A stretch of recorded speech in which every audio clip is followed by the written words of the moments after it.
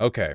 War crimes are currently being committed in the Donbas region of Ukraine, East Ukraine, the portion of Ukraine that has been, for the past 8 years, more or less completely controlled by Russian-backed separatist groups.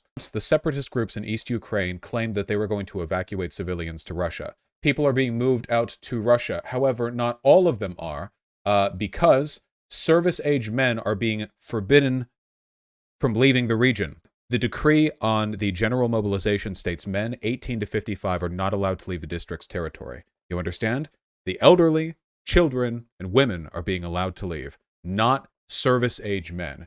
Citizens of Ukraine, as the Donbas region is a part of Ukraine, are being told by Russian separatists in their region of Ukraine to enlist for the coming conflict. Nothing here is a war crime, unless you were able to find evidence, say, of forced enlistment, of people being threatened unless they were willing to enlist. Now, the Geneva Convention explicitly describes the behavior which I just explained to be a war crime.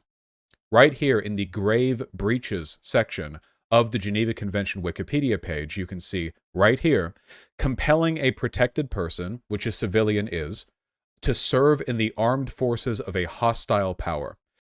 The act of conscripting forcibly civilians to have them fight in your service against their country is a war crime. There was a historical term for this behavior, and they were called war slaves. If you can find evidence that there are instances of people being compelled to conscript. People are being threatened jail time if they do not follow the mobilization orders. People are literally looking for places to hide in order to avoid forced conscription. But that is a war crime. There's no getting around it. That is explicitly a severe breach of the Geneva Convention. They will be up there, up front. They will be given the worst equipment and the least training, and they will be the first to die. Anyway, somebody had to talk about this. I don't care. Fuck Russia.